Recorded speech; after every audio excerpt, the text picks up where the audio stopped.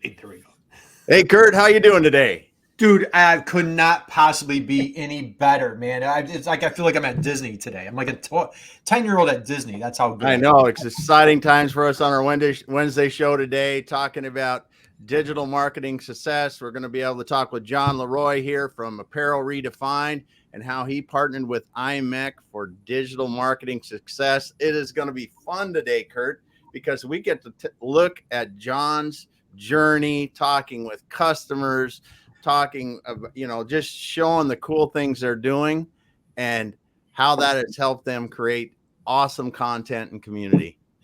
Well, I totally agree, man. And so this is such an honor, such a privilege. John's become just a very close, dear friend. My respect, my admiration. I've been to his facility multiple times. As a matter of fact, he's stuck with me coming out to visit him next Wednesday. I'm going to be back. Right. Tuesday. Right. Tuesday, I'm going to be back hanging out with John. John, you know what? I might drag you on. We might do another live next Tuesday just for the heck of it, right? Yeah. So, all right, we're with John LaRoy from Apparel Redefined in the wonderful city of Chicago. It's a great time of year. This guy is just a killer athlete. And so, you got we're on the cusp of the World Series next week. You got football going on. Chicago Bears are crushing it. John, happy Wednesday. How are you, man? Oh, that's right. You're a Green Bay guy. You're a Green Bay guy. I forgot. Oh, yeah. Just happy to be on with two legends here and talking some shop. But yeah, I'm doing great. I mean, I just got back from Door County, Wisconsin. Had a lovely weekend with the wife and kids up there, up in the Northwoods, and good to be back to get back in the swing of things. But it's always nice to get up there. Well, wonderful long weekend, and I tell you, the fall foliage is just absolutely amazing. Phenomenal, right, John? How was the drive? Oh, it's beautiful. I mean, these are things like when you're even mid-30s, I didn't really care about.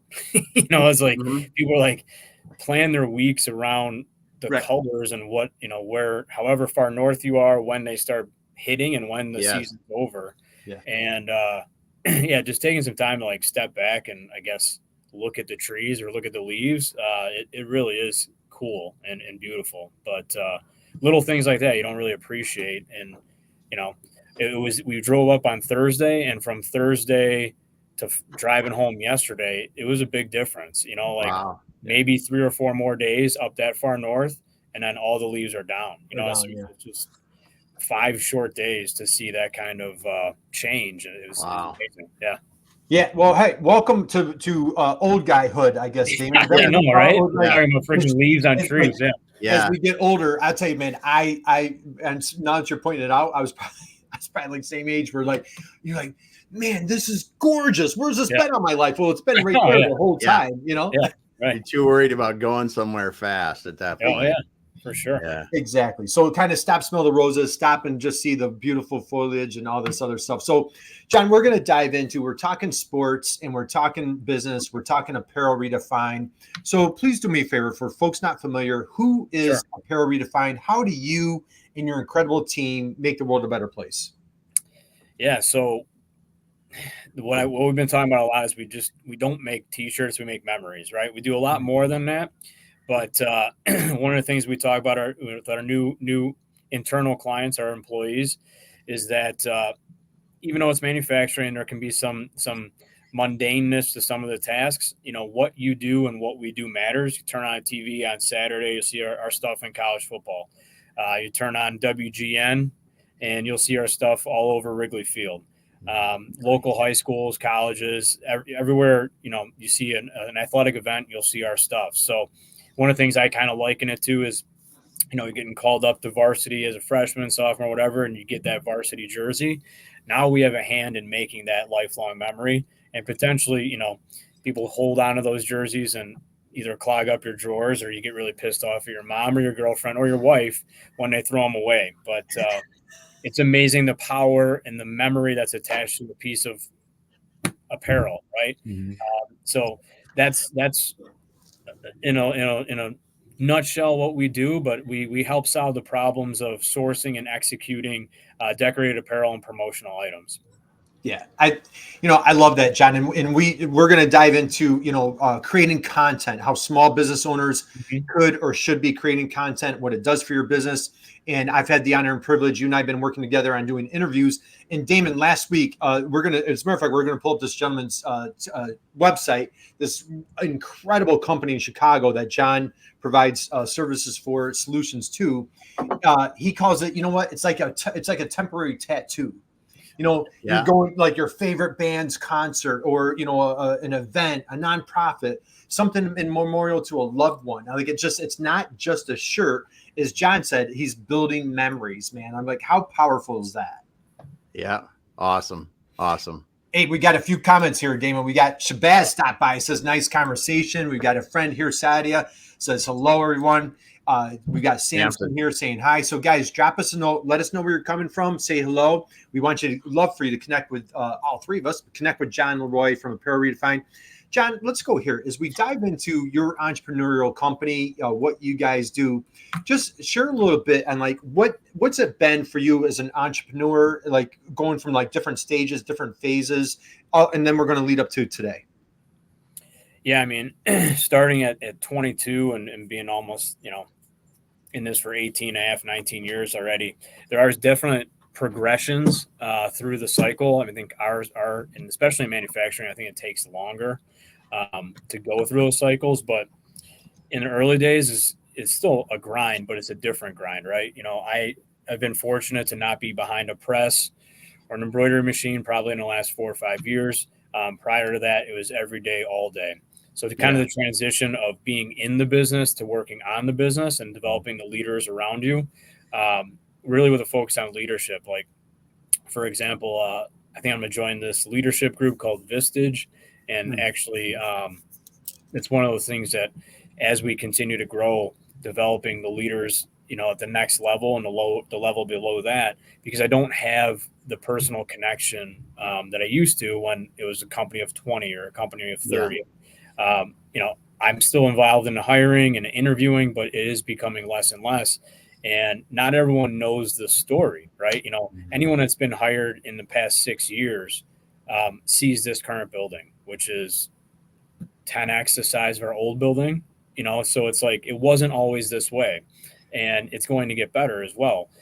So understanding like where you came from is really important. So we've done some video with our orientation process to keep people like familiar with our roots and where we came from. And then just the industry changes, it's like, I've always said I want to do my part to innovate an archaic industry, and not much has changed, or not up until about 5-6 years ago. Screen printing really hadn't evolved for 70 years. It's like, hey, here's some ink, here's a screen, slap a logo on a t-shirt, and then here comes digital. And everyone has that feeling or that effect that anytime a new technology comes in, it's going to completely disrupt the industry, and screen printing is going to be gone forever, right? And if you're screen printing, you better sell all your equipment because things are going to change. And then that doesn't happen, right? Because even though as the technologies come into our industry finally, there's still a space for the analog ways of doing things. It's just different niches are better served by different decoration types. So us as a contract decorator to be able to provide all the services with consistency and quality in mind and speed is important for our customers and our clients. And 6 years ago, DTF didn't exist. Now it does. Does it going to replace screen printing? No. But is it part of the market and in the future moving forward? 100%. E-com, Curt, your forte and your expertise and where you cut your teeth for a while, like that was always going to be the future, but it got accelerated by COVID. So being able to do print on demand for a vertical, for a whole different vertical of customer that we weren't even going after or servicing 2-3 years ago. Now here comes COVID, e-com's exploding, but how do you do just in time inventory for them? Now you could do it at high quality. Before you could do it, but the quality wasn't there. Now the quality's caught up and the speed is getting there. But now you have the technological gap of the software. So our industry is evolving. And I think mainly because of the focus on speed. The Amazon effect is real. Yeah. When I first got involved in 2005-06, a 3-week turn time was pretty standard, and the old days of service merchandise where you pick from a catalog, you know, and you go to the store and it comes down the aisle. Those have all been replaced by, hey, ordering from Amazon, get it today. Now, Amazon's not adding customization on a lot of their products. They are doing that soon, but adding customization, especially on athletic apparel, takes time. But I can no longer turn things in 3 weeks. It's got to be a week. So what I'm getting at is the external pressure from doing stuff overseas for quick turn, high quality type stuff is still very leaning towards and will be created domestically. The high volume, low cost type stuff, you need 10,000 t-shirts or 100,000 with the Coke logo on it or something. That's still going to be done overseas, but the quick turn, high customized stuff still needs to be done locally, and even needs to be done closer to the end user or customer. Again, the Amazon effect, where you got that last mile type stuff where we can get the blanks all over the country, but adding that last minute mile value to it is still done very regionally. Yeah. And it's huge. The Amazon effect hits every industry, right? Okay. And just every one of them's been affected by it. And I agree with you 100%. You know, your niche is really to go custom, local, quick, great quality. Those kind of things you can do, and that's what people want. You know, from the work that I get to do on Amazon, I can see the difference in 1 day delivery. 1 day delivery faster is huge in the world of e-commerce now. 2 days, 3 days is massive. So if you can go from 3 weeks down to a week, that is a big deal. That is a big deal. Yeah, and it's all tech. So, I mean, getting through that entrepreneurial journey, right? Like in the weeds for really the first 10 years, right? And then kind of getting to a point of, okay, like, hey, what's next, right? And I had a partner, you know, everything worked out really well. Everything happens for a reason. They were terrific people. But it got to the point where it was like, hey, you know, they're approaching the end of their career. I'm right in the beginning of it. And I am not settling for mediocrity. Like I think we can do better. If I'm committing my life to this, I'm not going at it half-ass. And I don't see a real path for growth the way we are currently doing things. So we're like, we need to develop some type of software tech to fuel our scale, our ability to scale, and our vision, but it wasn't there. You know, there was a lot of stuff off the shelf and off the box type or out of the box type stuff, but it really wasn't geared towards our niche and what we did. So we started developing it ourselves, and that's been, you know, a 7-8 year project, and software development never ends.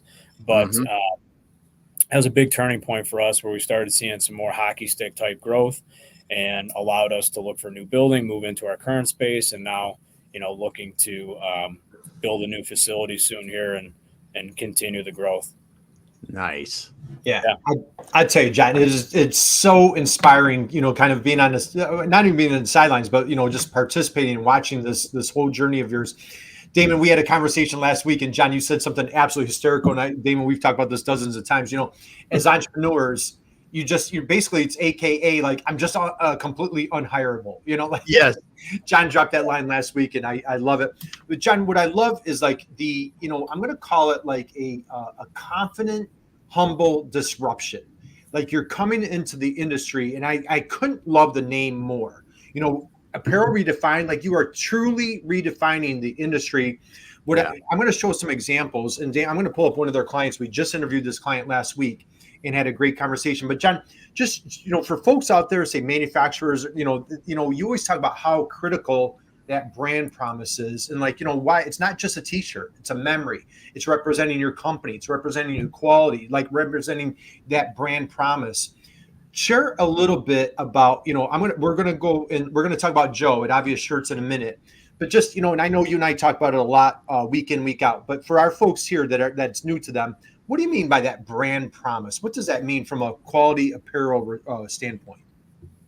Yeah, it's a subliminal messaging that logo's telling you without saying words, right? You know, it's like we talk about the example, if you're going to hike up a mountain in the middle of winter, are you bringing a Coleman jacket, and they do make jackets, or are you bringing a North Face, or you bring a Patagonia, that type of stuff? If you're going outside and you're, you know, getting in your excavator, your backhoe, are you going to wear a Patagonia, or are you going to wear a Carhartt? You know, it's like there's stuff that inherently tells you what that brand does and promises without any type of words or conveyance, but its consistency over time creates that momentum, right? And, us as kind of small business manufacturers back in the weeds, and not having the marketing budget of a North Face or a Patagonia, what do you do? Do you say what you do? Do you do what you say? Is your team repeating that message? Your boots on the ground, your grassroots efforts, as in the political cycle right here, all these buzzwords. Is that message being carried out by your team and then your best customers? And I'm proud to say I think it is. And we do what we say what we do. We're not perfect. Manufacturing, there's a lot of opportunity for mistakes, and it's not if something happens, it's when, and what do you do to make it right for your customers? Because again, like one of the things that we talk about all the time is like, guys, at the end of the day, we're not Merck, we're not Purdue Pharma. I don't have the ability to create or end lives, but you think we would. Friday Night Lights is Friday Night Lights. If you don't have those freaking jerseys there, you might as well be dead, because there's going to be a big deal. An AD and a football coach who want to kill you. They don't care who dropped the ball. So I do say we have the ability to end and create life, through a T-shirt. But deadlines are real. Promises are real. If you're going to make that promise, you better deliver on it. And again, that focus intensity over time creates momentum. And then the brand starts speaking for itself. It's not just about John LaRoy. It's not about Nick. It's not about Derek. It's about Apparel Redefined. If they say they're going to do it, they're going to do it. And it doesn't happen overnight. These brands don't become household names overnight unless they have, billions or multi-millions of marketing to do, like a Bird Dogs or these upstart brands, Rowback, that really haven't been along for a long time, but they're able to throw it on a PGA golfer and get eyeballs. And it's another way to do it. Hey, we've got some comments here, John. So we've got Ibeen, if I'm saying that correctly. Happy Wednesday. Thank you for joining us here today. Says impressive. Our dear friend Diane Byer says hello and happy Wednesday. Diane, happy Wednesday to you. Please connect with John on LinkedIn. You guys would be great, fast friends. Samson says, do what you say you do. Do what you do what you say. Love it. And he says, thank you, John. So Samson, thank you for dropping a comment. Again, we're here with John LaRoy from Apparel Redefined. Drop those comments in the chat. Let us know what you're out there. Connect with John on LinkedIn. John, we're going to talk about some different, you and I have been doing some wonderful interviews, some powerful conversations we're going to dive into. I want to show one of your clients, because we dove into these guys last week. And so let me pull them up real quick. And they, I want you to talk a little bit about, from an entrepreneurial standpoint, how partnering with people. It takes a village to raise a child, right? They always say it takes a village. Well, it takes a village to raise a business. Aligning with vendors and partners that are going to support you, take you to that next level.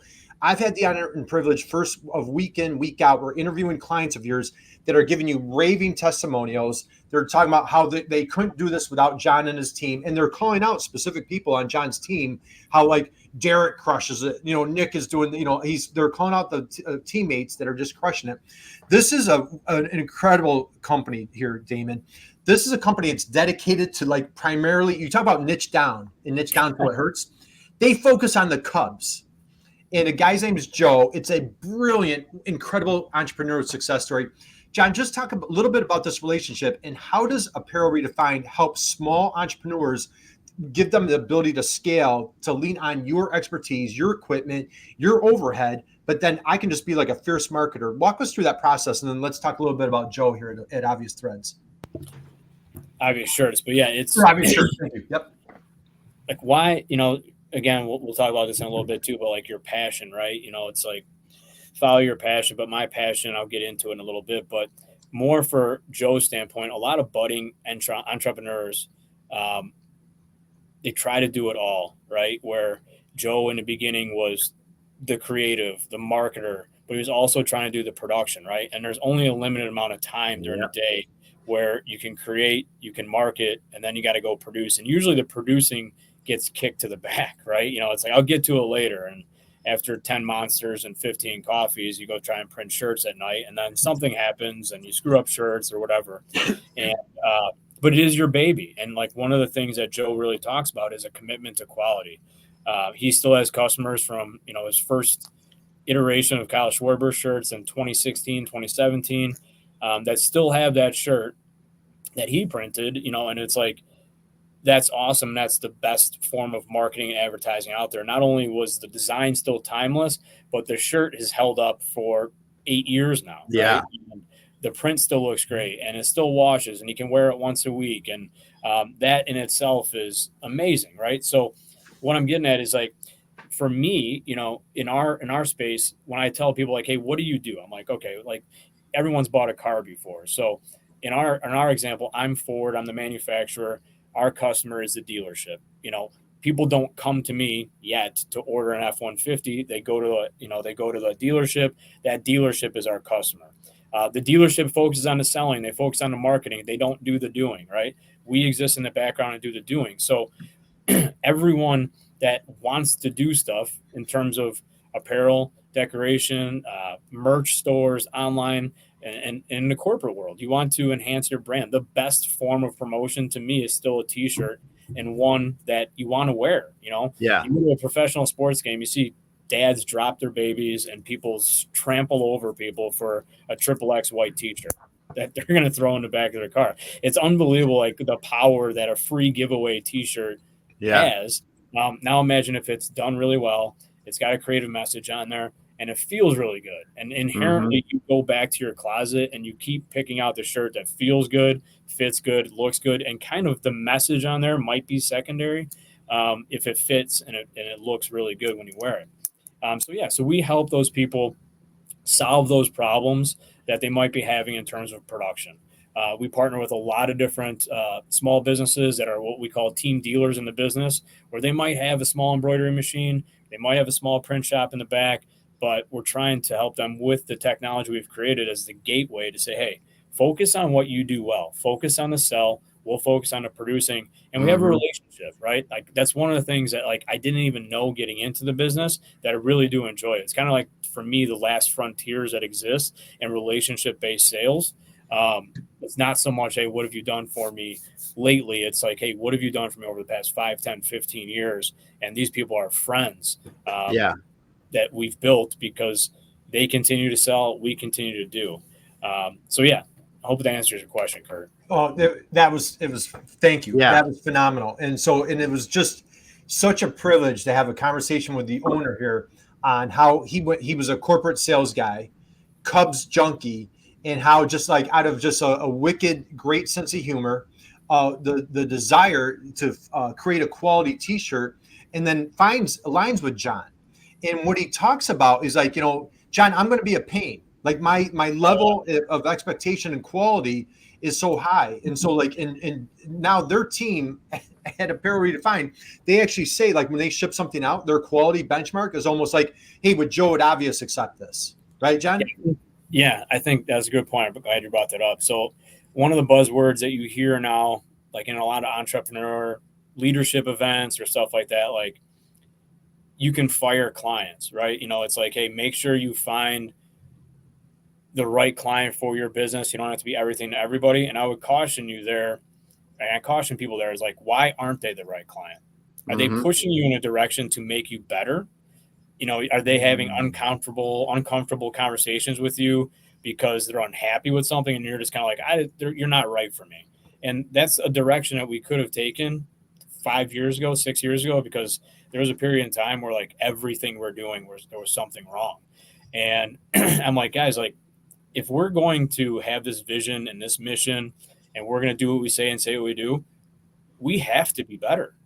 We have to be better. We have to take this as a challenge and beat it and exceed it. So it took some time, but there were some things we needed to shore up. And I thank Joe. I mean, Joe, and we talked about it with Curt. He made us better. And, again, I don't agree with a lot of the mainstream buzzwords that are out there. And we talked about this a lot, Curt. But, you could be easy to say, like, hey, this guy's not right for me. But really examine it.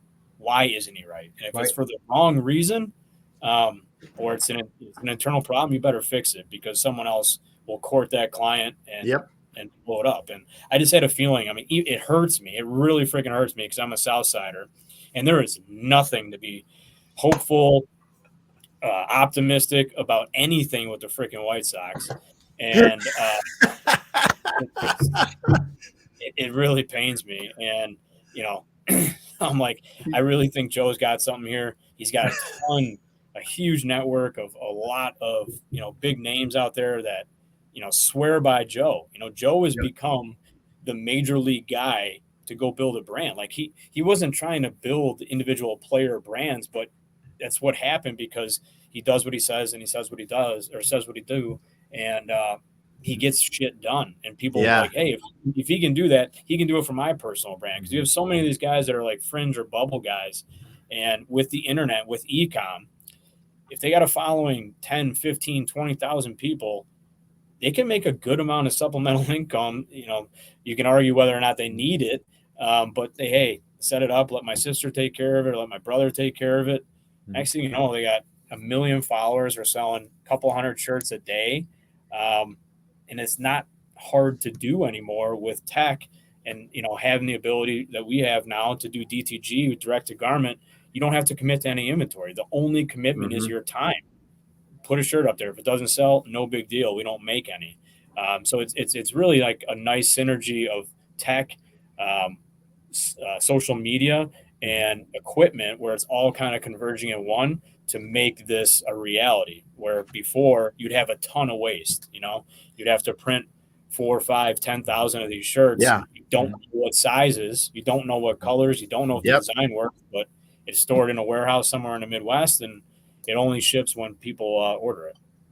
Yeah. And John, I'll get this off the screen because I know it's killing you right now looking at this, but I just want to give folks, just from an inspirational standpoint, how many times you sat around and like, hey, gee, I should do this, or, hey, that's a really funny thing. Or, he came up, this was the t-shirt that put his company in a hockey stick, Damon. And 2 months ago, my wife and I were in Canada. We're at Niagara Falls on the Canada side. We're at a steakhouse. The guy sitting next to me is wearing this t-shirt. And this is a t-shirt that blew up Joe's business. And what he did, so this, lightning struck. And I guess the point that I want to share here is, like, if you have an entrepreneurial dream, an entrepreneurial itch, multiple things in this process, this is almost like a case study, is like, how do you scale your business? You need to surround yourself. John opened up, he's going to align with Vistage. This, like, I don't know a guy who's like more as CEO of a booming, great company, has such a hunger to learn. That's why he's so successful. Joe is a corporate, he was a sales rep for a software company, just a bleacher bum, self-professed bleacher bum at a Cubs games. And he came up with these t-shirts, and it blows up, but he wanted quality and he stayed in his lane. I'm going to go so niche. I'm not even going to south side of Chicago. I'm just focusing on the north side. So I couldn't love that more. I'm going to grab a couple comments right here. So again, she says, wait, we can't do it all. Yes, your business is your baby. And so Diane says, love it. I can go get into the t-shirt business. Yes, you can, my friend Diane. And John is just a guy to help you. John, I'm going to dive into content. Talk a little bit about Apparel Redefined. Where were you guys from a market? Like, how did you grow the business without a marketing strategy? That's a reasonable question, right? Absolutely. Yeah. I mean, word of mouth, really. And it was kind of taboo, like for us in the back, like imagine back to the Ford example, right? If the plant was making cars for Ford, for Chevy, for Kia, and it's a Ford, but it's made in the same plant as a Chevy, and no one would really be thrilled about that, right? So we're decorating for Under Armour, decorating for Nike, decorating for Adidas, and mainly athletic space. And it was kind of like, you shut up and do your job and don't tell anybody where it's coming from, right? And it was okay, and it's like we didn't really have time to worry about that other stuff. And then COVID hit, right? And no matter how good our relationships were with these companies, if there's no school and no sports, what we thought for 2 weeks, 3 weeks, and 3 months, and 8 months, and 12 months, and 18 months, it didn't really matter. There was no buying. So it's like, well, it's not if it happens again, it's when. And we can't just be so tied to one industry. When we have the equipment, we have the people, we can decorate for other niches and industries other than just athletics. So I'm like, okay, great. Hey, we can do it. And then I'm speaking to a room of 0, right? They're like, who knows that we can do that because we've been in the shadows for so long. So it kind of started this journey, how we met Curt through IMEC, and we hired a lean process consultant to fix some issues on our floor.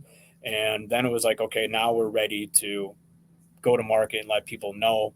And again, I'm like, who's listening to this message? And it was back up before that. What is the message and who are you speaking to? So I had to get out of my own head. I just actually, with the Vistage guy, Curt, he's like, your podcast looks great. What's some advice you have from a guy that really wants to start it? I'm like, start it. That's it. Like, in my head, it had to be perfect. I had, looking at Joe Rogan, you look at all these guys that lead this space, and it's like, if it can't look like that, then I'm not going to do it because I don't want it to be crap. And that's in your own head, We've had so much positive feedback from what we started doing. I think this is episode 23, 24, whatever we're at, for me. But just getting it going, right? And then doing the steps in sequential order that makes sense, right? So it's like, who are the clients we're going after that are not athletic? What's that look like, right? Okay, so we say, hey, we have this target revenue. What does that person look like? Who is that buyer? If that buyer landed on my old website, they're like, what is this? Who is this guy? I'm not spending this kind of money with them. If they land on my LinkedIn, it didn't look good, right? So we're like, okay, before we even start doing the marketing messaging, let's get the house in order, right? You have the field of dreams, but you got no hotel. So where are people going to stay? Where's the trust? So we started sequentially improving the foundational needs that we needed to be able to go to market. Because if you go, and my thing too is like, my biggest fear is being a hypocrite. And it was like, if we start talking about all this stuff that we can do, but we have no way to really show it, it doesn't convey trust. It doesn't convey, hey, we are the company that can partner with you and help you achieve whatever it is for your brand, for your dream, for your logo, for your, apparel program. So it was a lot of foundational stuff. And we're at the point now, okay, let's start talking about it because that other stuff looks good. And so that's kind of been the marketing journey that we've gone through over the past 18 months or so. Right, Curt? It's been a trip, man. It's been a wonderful, phenomenal experience. And so, hey, and we've got a comment here. I'm gonna grab real quick. So Sadia says, "Thanks, valuable information and boosting motivation." Thank you for the comment here. Yes, let's go on a little road trip. So Damon, any comments? I'm gonna pull up a few things. I think a couple things that John said is really important, and all manufacturers, I think, kind of have gotten lulled into this one time or another. Is we've got a customer base, they're supporting us, and something happens, right? It doesn't matter what you're doing. And a customer changes. And now you're like, and probably you and like many other manufacturers, they don't have thousands of customers. They have a handful or two handfuls of major customers. And when one leaves, it leaves a big hole. 2 or 3 leave, like in your case, it's a huge hole. And you've probably let some of that stuff slide. Your website, your social media, if you're doing any of that. And I really like, how you backed up, built the foundation, and then took off like you did now, because I think that does allow other people to really see what you're doing, because you could have been going for a long time doing content, doing these great interviews that you're doing, and no one would see them. Mm-hmm. Yeah. Yeah. And it was just like, I was always like, hey, we only have X amount of followers. What is that magic number you need to get to followers so we actually have an audience to talk to?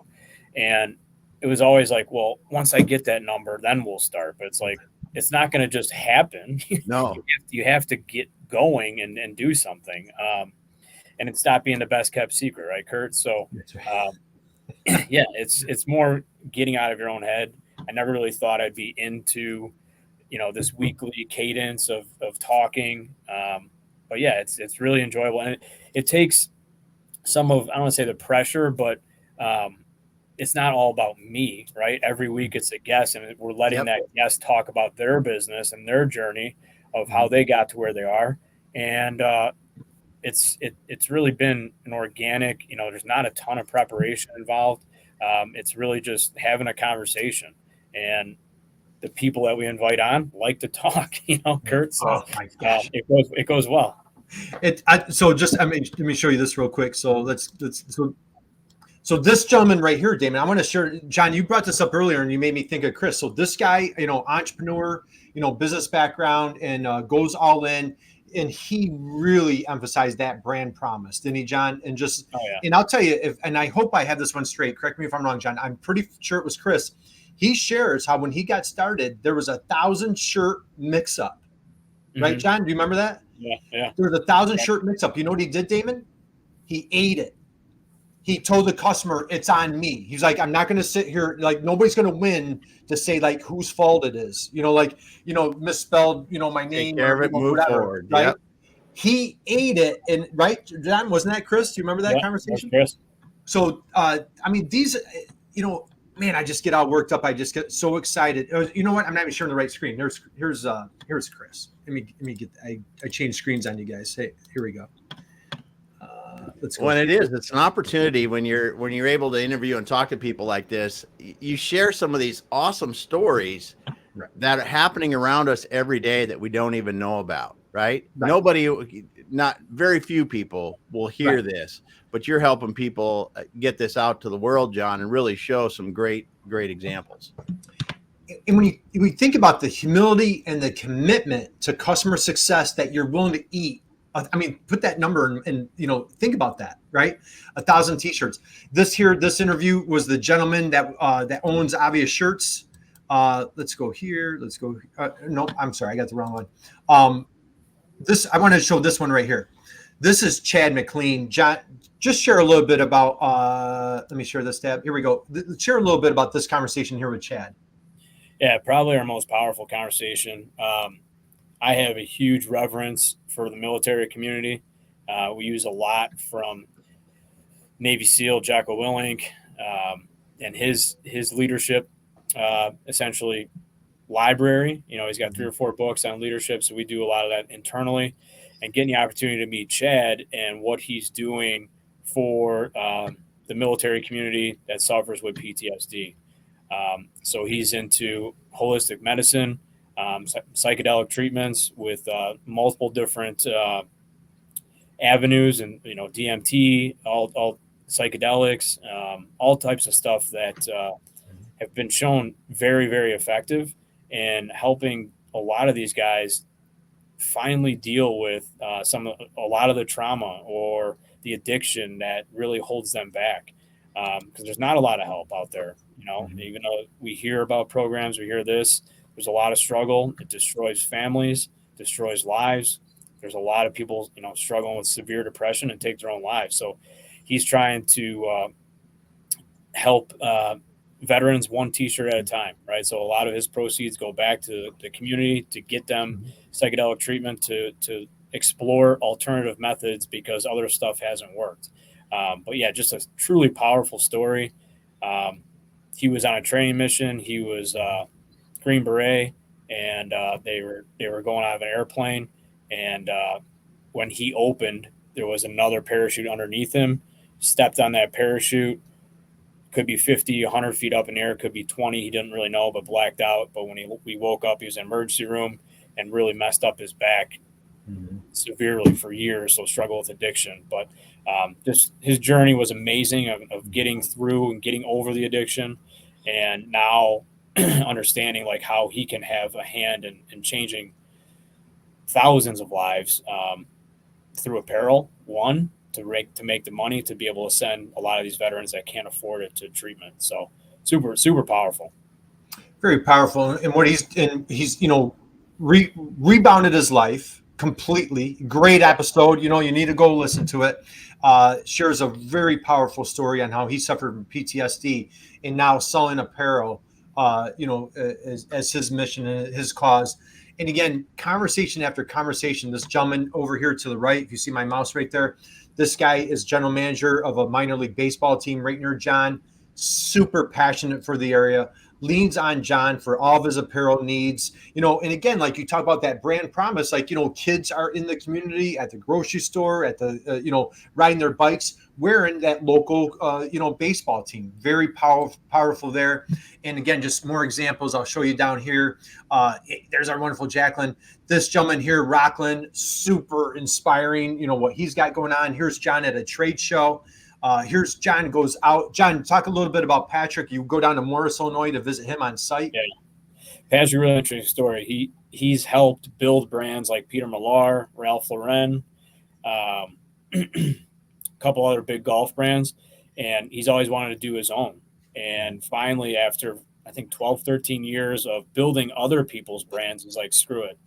I'm going to build my own brand, because he's got a lot of the design and skill set. His designs are beautiful. And like his goal is to be in like the top 100 premier golf courses across the United States with his own brand.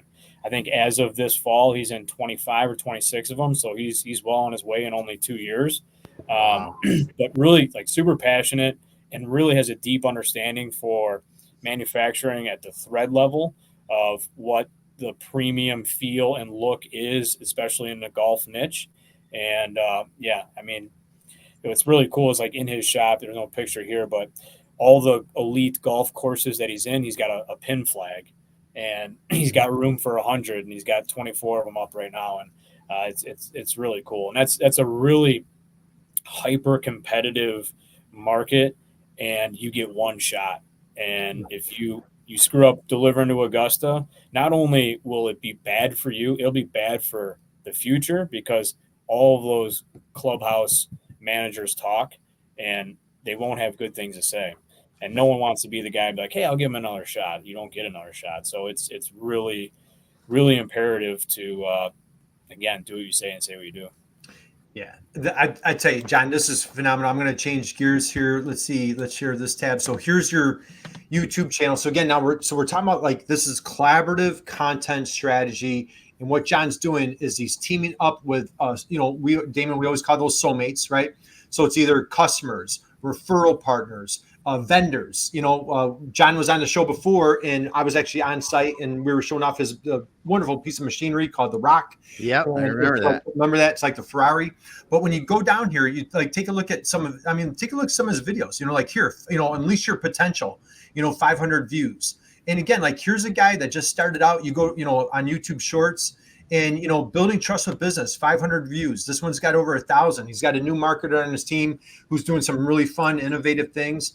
And so, like, again, he's dedicated himself to, stop being the best kept secret, getting that message out on LinkedIn, YouTube, Facebook, meeting his clients where they are to let them know, like, hey, there's a better way. Instead of you doing all the processing yourself, hey, let's partner up and you can scale your business and take it to the next level. So John, the power of these conversations, like, a lot of these guys you've known for many years. I mean, how would you describe, like, when we get on an interview, like, I just feel like it takes the relationship to a whole different level. What are your thoughts?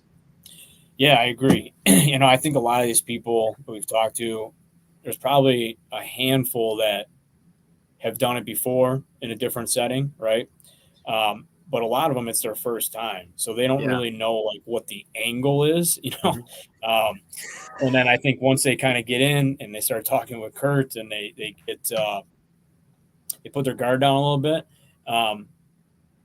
It's easy to share some war stories and some successes, and, people like talking about themselves. So it just kind of starts to become natural. And Curt does such an amazing job of making people feel comfortable and just kind of telling their story. But it does take the relationship to a next level, because I think that there's nothing salesy. I'm not, hey, after this call, I need you to buy this or do that.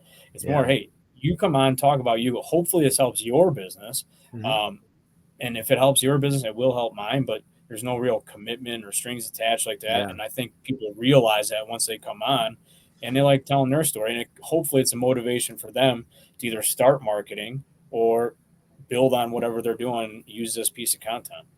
Yeah, absolutely. It's helping your customer better themselves, better their business, get their story out. But, in the same time, John, we weren't teeing it up for this.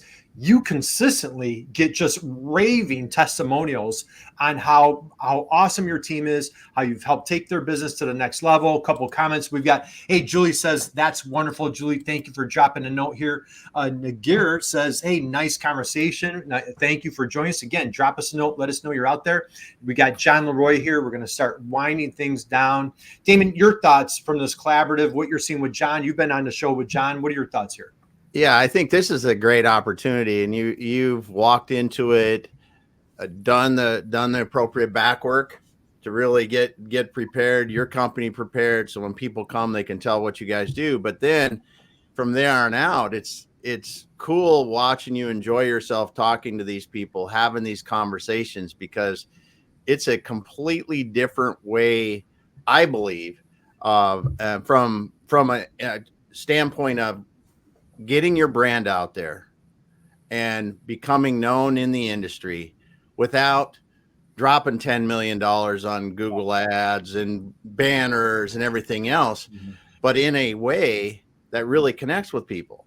Because you talk about the powerful conversations you've had, those, you can't buy that with a Google ad. You can't buy that with a, some other thing, just a promotion of some sort. It's about building real community and connection across all these awesome people, and you have done awesome work for them, or will do awesome work for them in the future.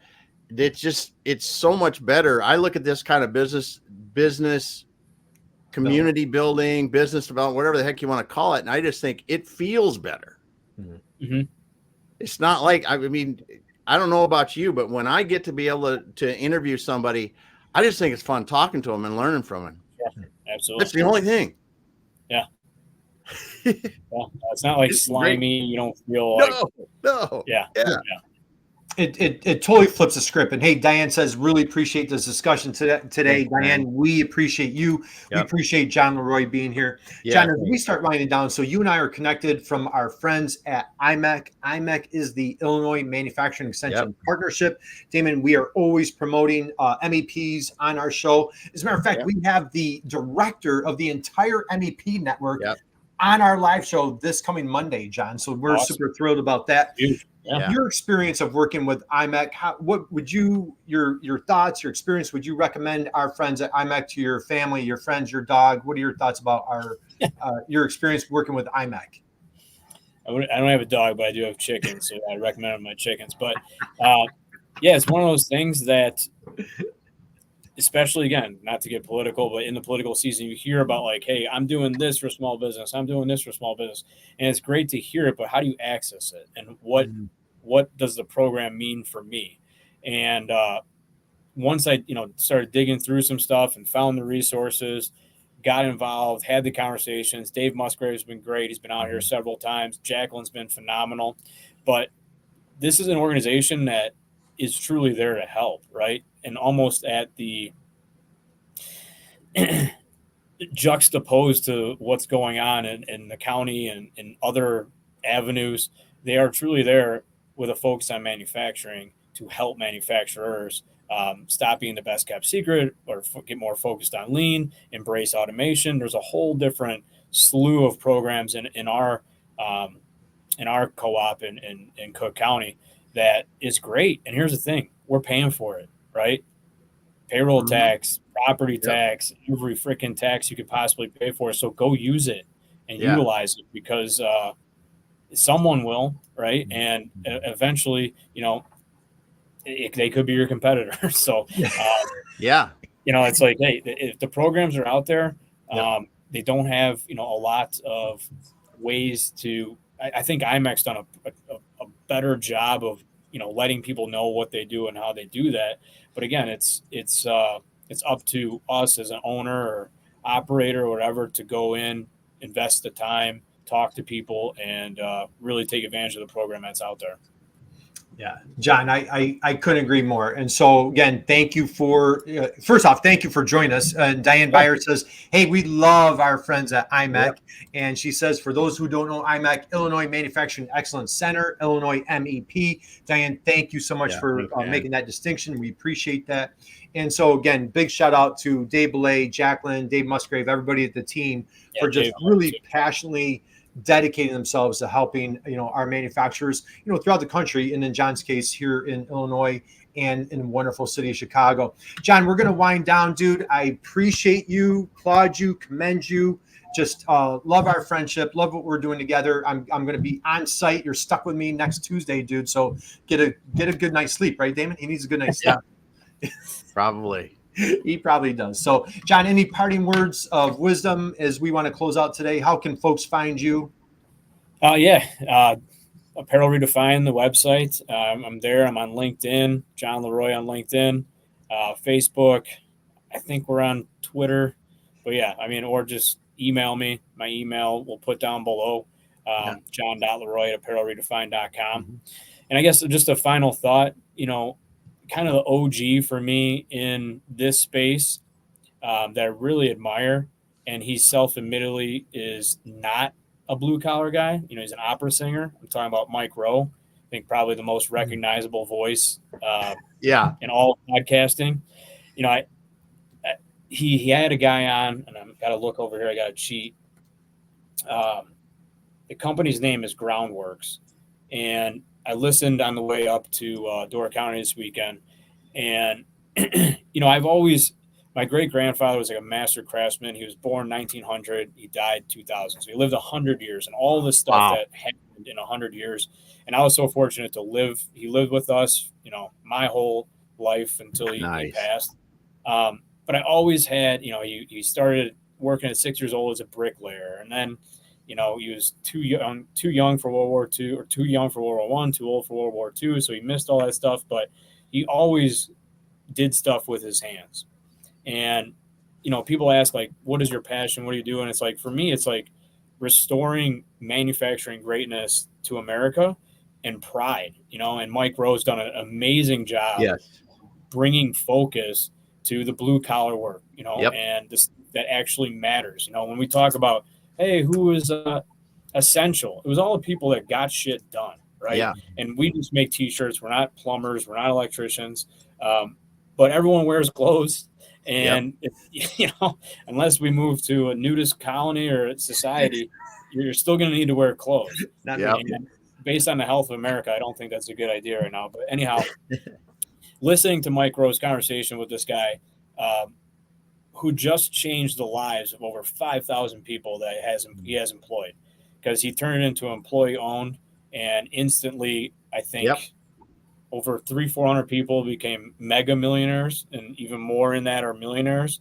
He didn't need to do that. And learning like his bootstrap, he had to go back and live in his mom's basement. And he's like, I know nothing about waterproofing, raising homes, nothing. But he's like, I wanted to get into something that actually changed people's lives and put a better spin on a dirty industry. And I'm like, this guy is speaking my language. And there's so many out there. Like, someone comes in your home, you think they're scamming you. They think you're jobbing them. Hey, it's kind of like bringing your car, or your wife brings a car to a mechanic. And he's like, we need to change that perception of the industry.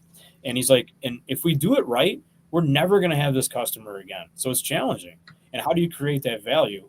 But it was like, I listened to it and I got so much out of that. And now it's like, it remotivates me to be like, hey, I want to be able to do this.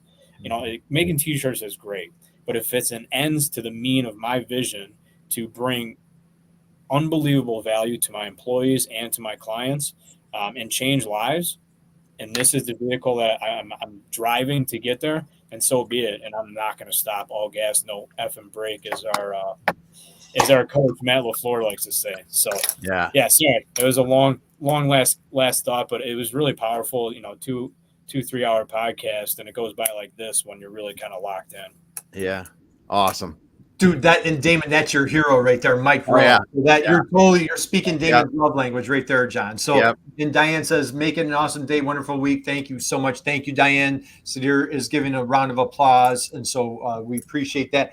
John, dude, drop the mic. That was, in fact, Damon, that's gonna be our little John. That's gonna be our little YouTube clip on our end, and Teresa will be pulling that out. So that was phenomenal. Okay.